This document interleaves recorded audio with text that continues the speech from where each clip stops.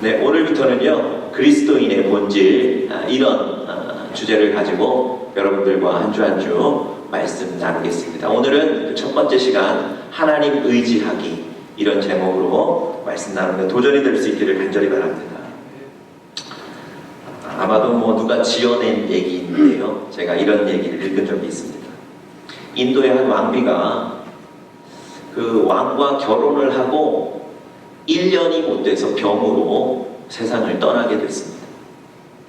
여러분, 그 왕이 너무 안타까운 마음에 정성을 들여서 자기 부인을 위한 무덤을 만들었어요. 여러분, 정성을 들여서 그 무덤을 만들긴 했는데 그래도 쓸쓸해 보이는 건 어쩔 수 없습니다. 그래서 여러분, 그 무덤 동편에 자기를 닮은 아주 멋진 동상을 하나 세웠어요.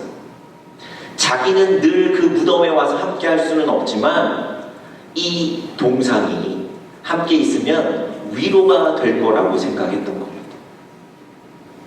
여러분, 그런데 그것도 충분치 않았던 것 같습니다. 그 무덤 앞에다가 부를 상징하는, 재력을 상징하는 엄청난 큰 집을 짓게 됩니다. 그리고는 1년 뒤에 그 무덤 북편에 그 권력을 상징하는 성벽을 짓게 돼요. 여러분, 한번 생각해 보십시오. 얼마나 멋졌겠습니까? 그 초라한 무덤이 마음에 걸려서 동상도 세우고 앞에 불을 상징하는 집도 짓고요, 성곽도 다 두르는 거예요. 여러분, 이 왕이 그 모든 일을 맞춰놓고 동산에 올라가서 그곳을 내려다보는데 너무 마음이 흡족한 거예요. 그런데 여러분, 자세히 들여다보니까 이 왕의 눈에 하나 거슬리는 게 있었어요. 그게 뭐였겠습니까? 그 가운데 있는 초라한 무덤이 거슬렸어요. 그래서 그 신하들에게 뭐라고 명령했냐면 저 무덤을 치워버려라, 그렇게 얘기했다는 겁니다. 여러분, 우리가 이런 실수하며 살아가실 수 있어요. 여러분, 그곳은 원래 어떤 곳입니까? 자기 아내를 기억하기 위해서, 자기 아내를 기리기 위해서 정성스럽게 만들어 놓은 무덤 아닙니까? 여러분, 무덤 외에 다른 어떤 건물들은 부속품에 불과한 거예요. 그런데 그 부속품들 때문에 그 부속품들이 무덤의 가치를 훼손하는 거예요. 아니, 결국에는 그 부속품들 때문에 무덤이 치워지게 되는 겁니다. 여러분, 우리도 그리스도인으로서 이 세상을 살아가면서 여러분과 제가 기억하고 지키고 붙잡아야 될 본질이라는 게 있습니다. 만약에 여러분과 제가 그 본질이라는 것을 잃어버리신다면, 아니 그 본질이라는 것을 놓쳐버린다면 마치 이 무덤을 치우고만 왕처럼 여러분과 제 인생의 가장 중요한 걸 놓치고 사실 수 있는 거예요. 여러분과 제가 지금 그리스도인으로 사는데요, 하나님이 여러분과 저에게 주신 누려야 할 행복, 감사, 능력 대신에 그저 형식적인 종교인으로 가지는 부담만 느끼게 될 뿐입니다.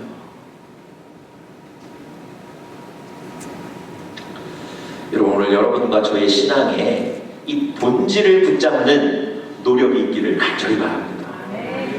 본질을 놓치시지 않는 것이 하나님이 주신 은혜인 줄 믿습니다. 그런 의미에서 오늘 첫 번째 시간, 우리 그리스도인의 본질 첫 번째, 하나님 의지하기. 여러분, 나를 의지하는 게 아니고요, 세상의 조건과 환경을 의지하는 게 아니고요, 하나님을 의지하며 사시는 것, 그것이 여러분과 저, 우리 그리스도인의 본질인 줄 믿습니다. 여러분, 깊은 안개 속에서, 깊은 안개가 낀 그 상태에서 작은 배가 목적지까지 안전하게 갈 수 있는 방법은 뭘까요? 안개가 자욱하게 껴서 시야가 확보가 되지 않아요. 그래서 방향을 잃을 위험이 너무너무 큽니다. 뿐만 아니라 다른 배들과 충돌할 위험이 너무 커요. 이런 위험한 상황 속에, 이런 안개가 자욱한 상황 속에서 작은 배가 목적지까지 안전하게 갈 수 있는 방법은 뭘까요? 찰스 햄멜이라는 사람이 그분의 책에서 이렇게 얘기합니다. 깊은 안개 속에서 작은 배들이 가장 안전하게 항해할 수 있는 방법은 바로 앞에 큰 배를 따라가는 것입니다. 여러분, 그 작은 배가 가진 그 기능, 작은 배가 가진 그 힘을 의지하는 게 아니고요, 자기 앞에 있는 큰 배를 따라가는 것, 그것이 가장 안전한 길이라는 겁니다. 안전한 방법이라는 겁니다. 만약에 자기 작은 배의 그 기능과 힘만 믿고 나가는 건 위험천만한 일이라는 겁니다.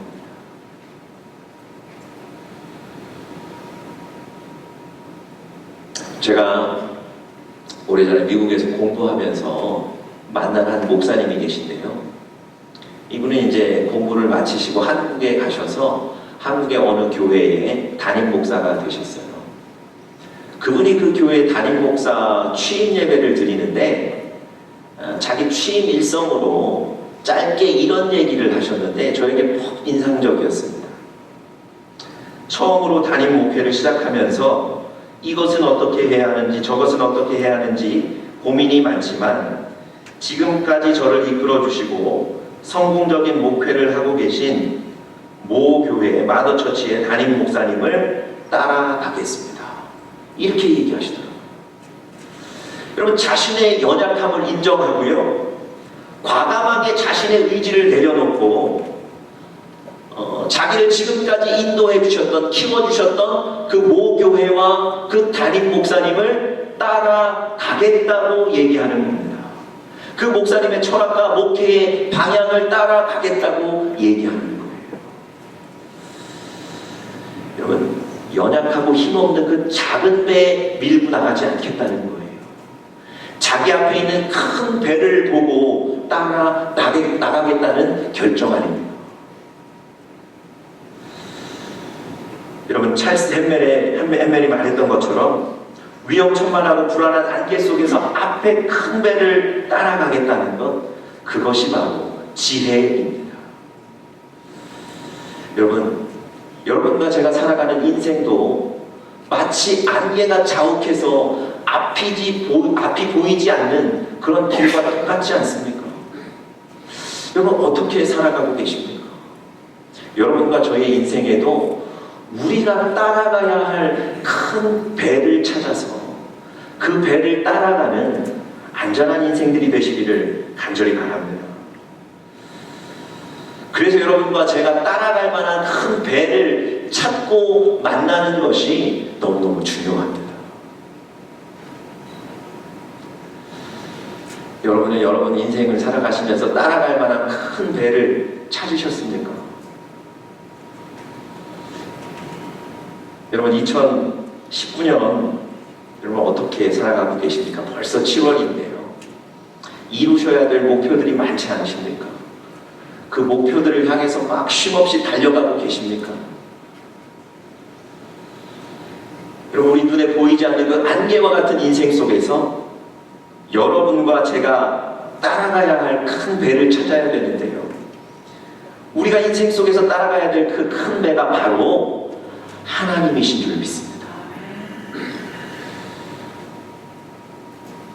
여러분, 하나님은 나보다 나를 더 사랑하시고 나보다 나를 더 잘 아시고 여러분과 제 인생의 소망이 되시고 우리 인생의 끝까지 지키겠다고 약속하신 그 하나님을 큰 배로 삼고 따라가는 여러분과 제가 되기를 간절히 바랍니다. 여러분, 왜 하나님이 우리 인생에서 따라가야 할 큰 배일까요? 여러분, 하나님께서 여러분과 저의 삶에 어떻게 개입하셔서 우리의 삶을 어떻게 인도해 가시는지를 우리가 한번 잘 살펴본다면 하나님 의지하지 않을 수가 없습니다. 여러분, 오늘 우리가 시편 9편 본문을 읽었는데요. 오늘 본문에 보시면 하나님께서 다윗의 삶에 어떻게 개입하셔서 그를 어떻게 인도해 나가시는지를 정확하게 묘사하고 설명하고 있습니다. 여러분, 오늘 본문을 통해서 우리도 하나님 의지하는 결단이 있는 그런 예배가 되기를 간절히 바랍니다. 오늘 다윗이요 1, 2절을 통해서 보시면 저자인 다윗이 어떤 마음을 가지고 어떤 상황에 있는지를 1, 2절 보시면 잘 알 수 있습니다. 먼저 1절 말씀 함께 보겠습니다. 제가 한번 1절 읽어보겠습니다. 내가 전심으로 여호와께 감사하오며 주의 모든 기사를 전하리이다. 여러분, 하나님께서 자기 삶 속에 하신 일을 나가서 전하겠다는 겁니다.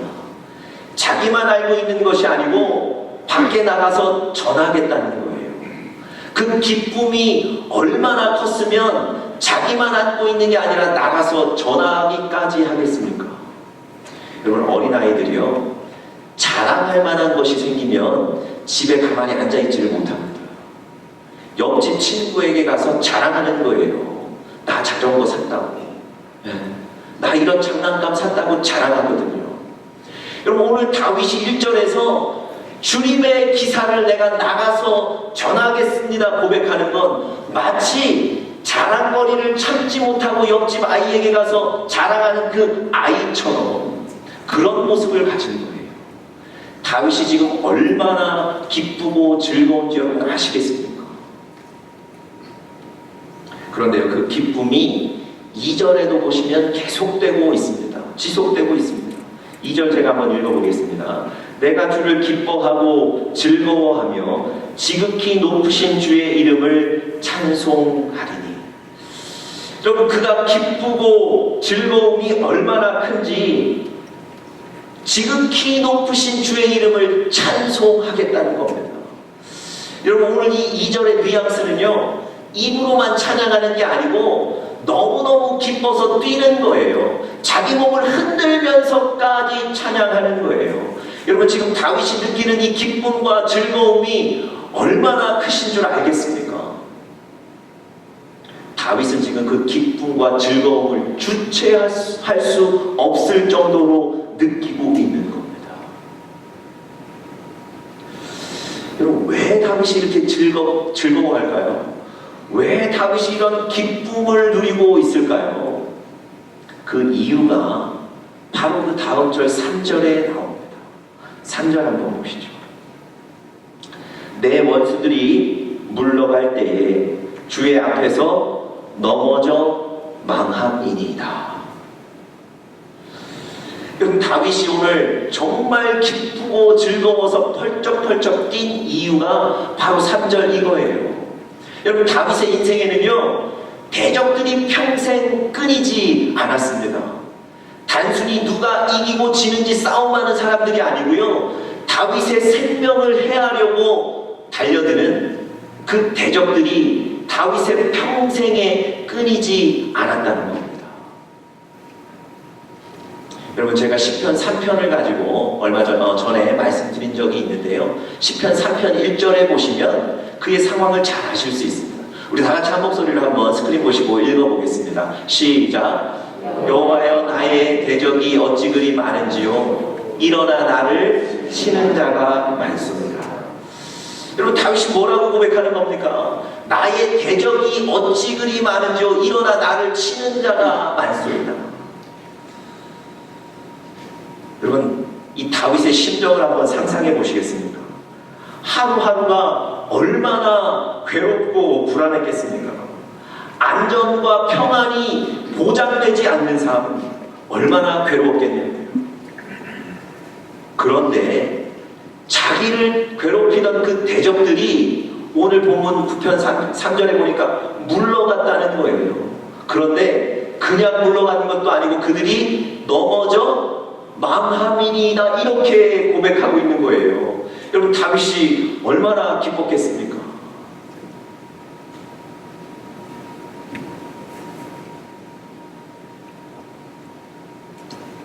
여러분, 그런데 오늘 본문을 잘 읽어보시면 이 시편 9편이 20절까지 있거든요. 이 20절까지 말씀을 잘 읽어보시면 단순히 대적들을 물리쳤기 때문에만 기뻐하는 게 아닙니다. 이건 우리 눈에 보이는 이유예요. 현상적인 이유고요. 정말 다윗이 뛰면서까지 기뻐했던 이유는, 그 본질적인 이유는 하나님이 그의 삶 속에 개입하셔서 그의 삶에 구체적으로 일하셨던 그 모습을 보고 다윗이 기뻐했던 겁니다.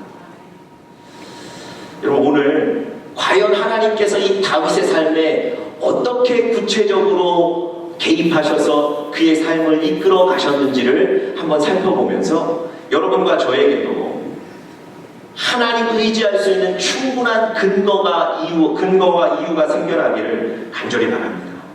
첫 번째로요, 하나님께서 다윗의 삶에 개입하셔서 일하신 모습, 첫 번째는 하나님은 다윗을 변호하셨습니다. 첫 번째, 하나님은 다윗을 변호하셨습니다. 여러분, 4절 보면 본질적인 이유가 이렇게 기록되어 있습니다. 주께서 나의 의와 송사를 변호하셨으며 보좌에 앉으사 의롭게 심판하셨나이다. 주께서 나의 의와 송사를 어떻게 하셨다고요? 변호하셨다고 기록합니다. 여러분, 자신의 어려움과 말 못할 억울함을 하나님께서 변호사가 되셔서 자신을 변호해 주셨다고 다윗은 고백하고 있습니다. 여러분, 하나님이 다윗을 너무 잘 아시고요, 다윗의 그 억울하고 힘든 마음을 너무 잘 아시고, 그래서 그 억울함을 풀어주셨다는 겁니다. 여러분, 변호사는 여러분들 잘 아시는 대로 어떤 사람이죠? 자기에게 사건을 위임해 주는 사람을 고객으로 삼아서 그 사람을 법정에서 대변해 주는 사람이 바로 변호사입니다. 자신에게 사건을 위임해 주는 사람의 사정을 잘 알고요, 그래서 그 사람의 억울함을 풀어주고 그 사람이 법적으로 보호받을 수 있도록 전문적인 지식을 가지고 일해주는 사람이 변호사예요. 여러분, 그렇기 때문에 이 변호사는 이 자신에게 사건을 위임해준 이 사람의 사정을 잘 알 수 있습니다. 여러분, 그 고객은 다른 사람에게는 자신의 억울함을 얘기하지 않고 자신의 사정을 다 얘기하지 않지만, 자신을 변호해주는 이 변호사에게는 숨김없이 자신의 사정을 다 아는 겁니다.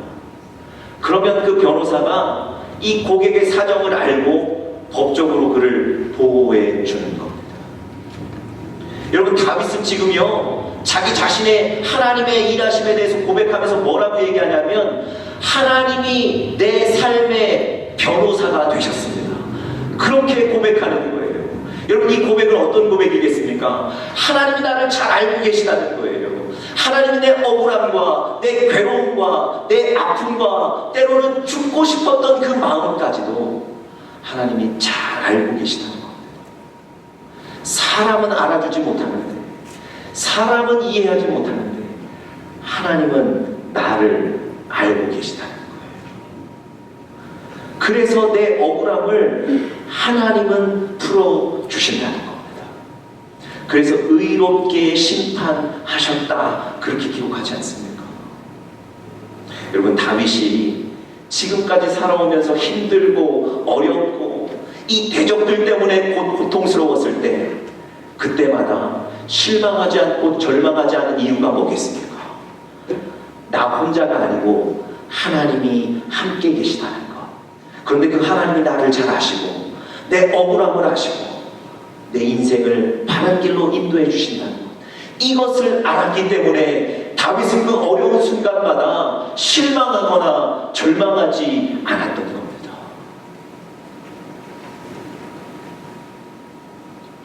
여러분, 여러분과 제 인생에도 마찬가지입니다. 하나님께서 여러분과 제 인생의 변호사가 되셔서 우리를 아시고 우리를 변호해 주실 줄 믿습니다. 어떻게 하나님 의지하지 않으실 수 있겠습니까? 제가 아주 오래전에 TV에서 방영된 법정 드라마를 본 적이 있습니다. 한 청년이 살인자라는 누명을 쓰고 법정에서 그 심판을 받고 있어요. 여러분, 분명히 이 청년은 살인자가 아닌데 이 청년이 살인범의 누명을 쓴 겁니다. 여러분, 법정에서 검사가 신문을 하는데요, 그의 신문이 얼마나 날카로운지 그의 신문을 듣고 대답을 하면 모든 사람들이, 법관을 비롯해서 모든 사람들이 이 청년이 진범이구나를 확인하게 돼요. 여러분, 자기의 그 억울함을 풀기 위해서 검사의 질문에 대답하면 할수록 점점 미궁에 빠지는 거예요. 대답을 하면 할수록 자기를 진범이라고 인식하는 거예요. 여러분, 그 억울함을 호소도 해봅니다. 법정에서 눈물도 흘려봅니다. 그런데 아무도 믿지 않아요. 여러분, 그 1심 재판이 끝났습니다. 그리고 그 1심 재판이 끝난 이후에 다시 변호인을 만나고 이 변호인에게 모든 사항을 다 얘기합니다. 이 변호인이 이 청년이 진범이 아닌 걸 확신해요. 그리고 사건을 파헤치기 시작하는데 결정적인 근거 하나를 발견합니다. 그게 뭐냐면 그 사건이 새벽 5시에 일어났다는 거예요. 그런데 이 청년은 새벽 5시에 그 사건의 현장에 갈 수 없었던 그 상황을 이 변호사가 증명을 해줍니다. 새벽까지 일했고요, 끝난 시간이 늦었기 때문에 도저히 사건의 현장에, 사건이 일어난 시간에 갈 수 없었다는 걸 증명을 해요. 그리고는 이 청년이 법원에서 무죄 판결을 받습니다. 여러분, 이 청년의 심정을 한번 상상해 보시겠습니까? 자기는 사건의 가해자가 아닌데 사건의 가해자로 오해받아요. 아무리 설명하고 아무리 물어봐도 이해해주는 사람 하나 없습니다. 그런데 그 자기의 억울한 사정을 아는 그 변호사가 자신을 변호해주고 그 억울함을 다 풀게 된 겁니다. 여러분, 오늘 다윗이 하나님이 나를 변호해 주셔서 의롭게 심판해 주셨다고 고백하는 건 바로 이런 겁니다.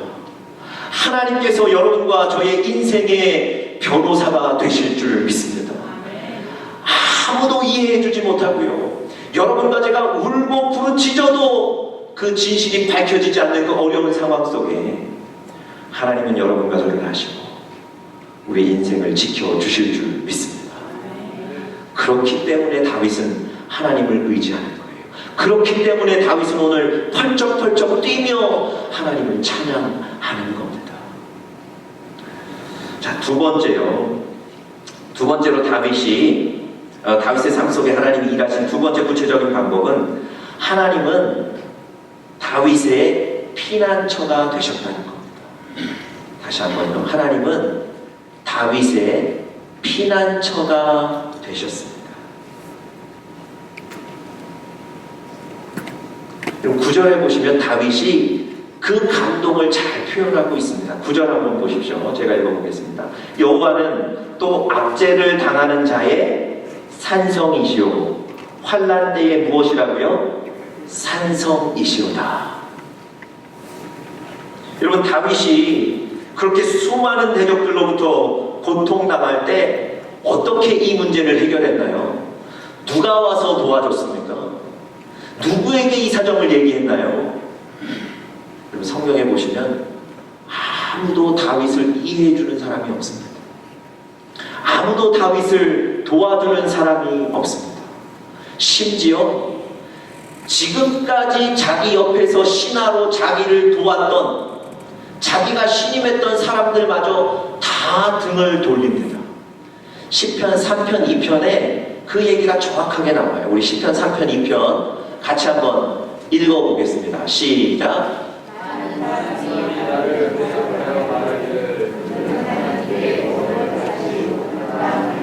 여러분, 다윗이 대적에게 쫓기고 어려워지니까 사람들이 뭐라고 얘기하죠? 당신 하나님 그렇게 잘 믿더니 왜 하나님 당신 지금 돕지 않으시는 겁니까?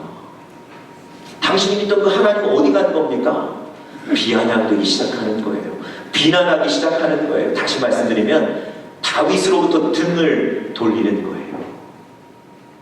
심지어 다윗의 아들마저도 다윗이 믿고 기댈 수가 없습니다. 왜냐하면 다윗이 그렇게 살아가고 믿던 그 아들은 아버지의 이 왕의 자리를 찬탈하려고 오히려 반란을 일으켜서 아버지를 죽이러 쫓아오거든요.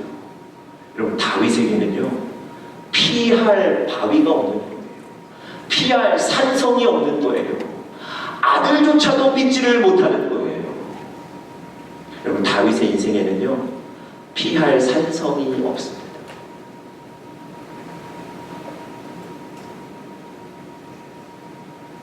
그런데 오늘 하나님께서 그 환난 때에, 어려운 때에 피할 산성이 되셨다고 고백하고 있습니다.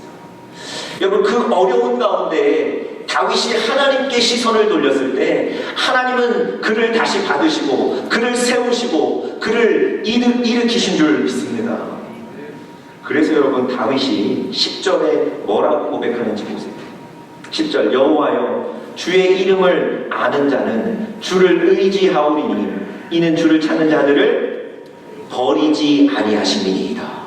여러분, 어떻습니까? 세상 사람들은 이해하지 못하고 세상의 친구들은 나를 버려도 하나님은 나를 끝까지 지키시고 버리지 않으십니다.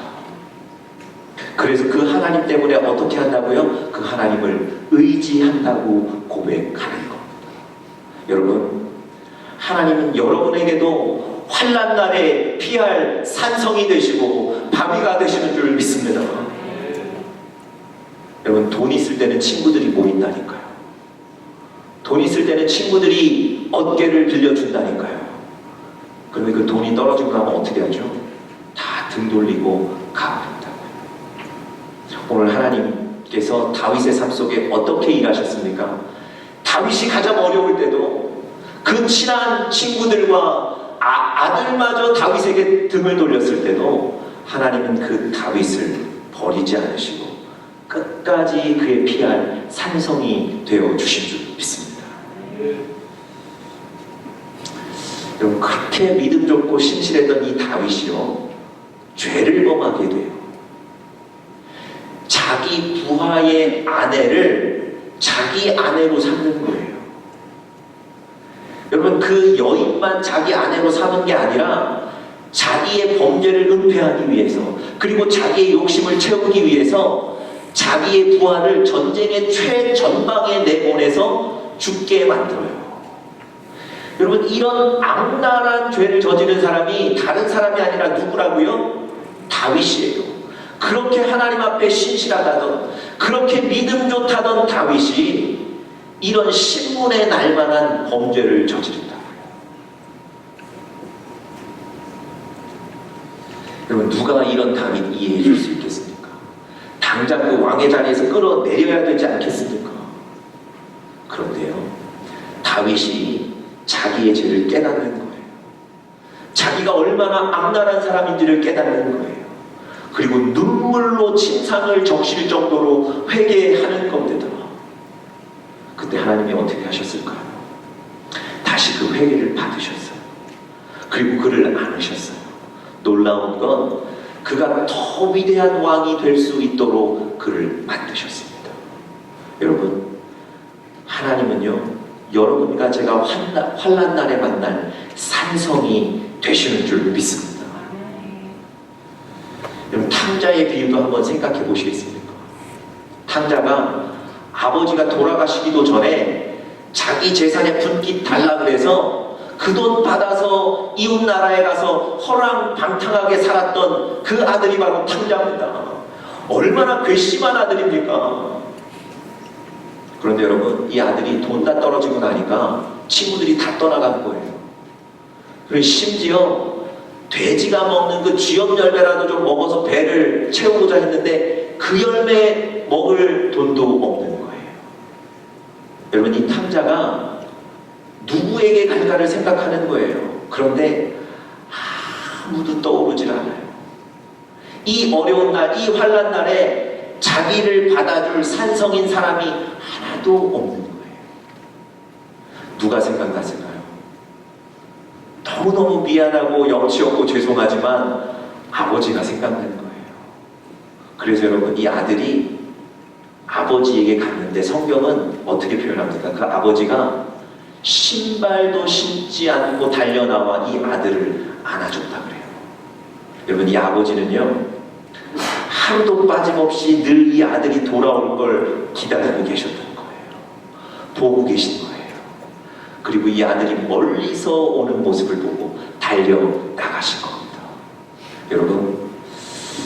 여러분과 저도 사실은 탕자처럼 살 수 있어요.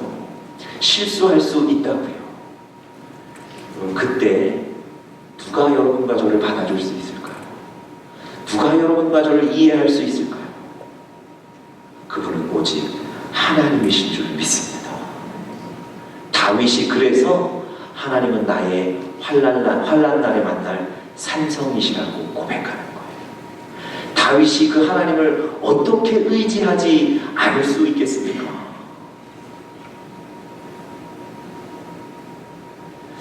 여러분, 마지막 세 번째로요, 하나님께서 다윗의 삶에 개입하셔서 구체적으로 일하신 모습 세 번째는, 하나님은 다윗의 기도를 잊지 않으셨습니다. 다시 한번요, 하나님은 다윗의 기도를 잊지 않으셨습니다. 하나님은 다윗의 이 세밀한 아주 작은 그 음성에까지 귀를 기울이셨고 그것에 응답하셨어요.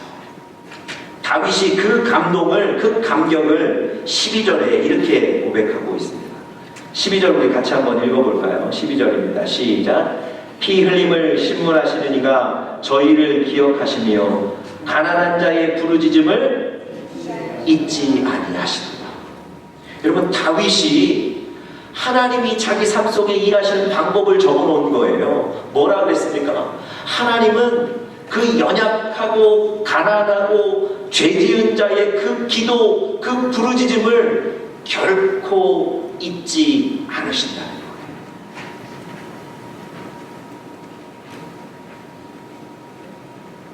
여러분과 제가 기도하는데요, 하나님은 그 기도를 다 들으세요. 하나님은 여러분과 저의 그 작은 신음마저 기억하시고 응답하시는 분이신 줄 믿습니다. 당장에 여러분과 제 눈에 이루어지는 게 보이지 않을 수 있어요. 당장에 여러분과 제 마음에 이해되지 않을 수 있어요. 그럼에도 불구하고 하나님은 여러분과 저의 기도를, 부르짖음을 잊지 않으십니다. 그리고 그 부르짖음을 들으시고 일하고 계십니다. 여러분 꼭 기억하십시오.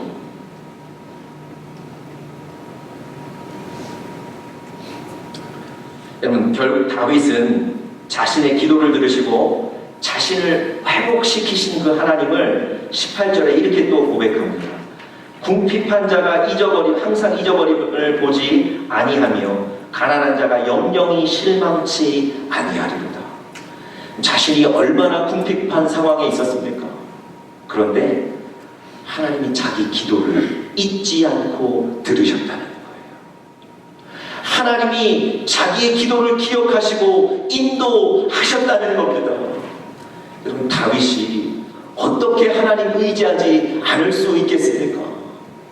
내 기도를 잊지 않으시고 기억하시는 그 하나님 때문에 오늘 펄쩍펄쩍 뛰며 기뻐하고 감사하는 겁니다. 그럼 사실 여러분과 제가 우리가 기도해놓고도 우리가 기도한 걸 우리가 잊을 때가 얼마나 많은지 모릅니다. 한때는 막 이거 기도하면서 막 울었는데요, 시간이 지나면 내가 뭐 위해서 기도했는지 나도 잊어버려요. 그런데 하나님은 내가 잊어버린 그 기도조차 잊지 않으시고 응답하시는 분이신 줄 믿습니다. 2003년도에 노무현 대통령 취임식이 2003년도에 있었습니다. 혹시 여러분 그 대통령 취임식에 누가 애국가를 불렀는지 혹시 기억하세요? 오래된 일이라 아마 기억하지 못하실 거예요. 일반적으로 대통령의 취임식에 애국가를 부르는 건 누구의 몫이겠습니까? 그 나라의 아주 유명한 성악가가 누리는 영예입니다.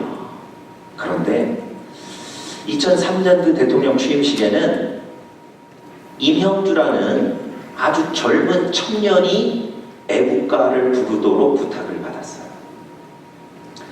새로운 대통령이 취임하면서 뭔가 새로운 이제 이 나라가 시작된다 이런 의미를 주기 위해서 기존의 성악가가 아니라 이 젊은 이 임형주라는 청년을 애국가를 부르도록 시켰습니다. 이 청년은 파페라 가수였어요.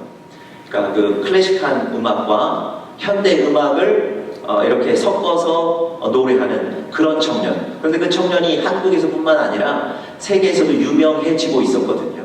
그래서 그 청년을 애국가 부르도록 시킨 거예요. 그 일이 끝나고 나서 언젠가 제가 신학교 도서관에 갔다가 어떤 잡지에서 이 청년이 인터뷰한 기사를 읽게 됐어요. 근데 이 청년이 이렇게 얘기하는 걸 봤습니다. 어렸을 때 부모님이 교회 나가는 그리스도인이었기 때문에 자기도 따라서 교회를 나갔다는 거예요. 그리고 교회 나가면서 기도하는 방법을 배웠습니다.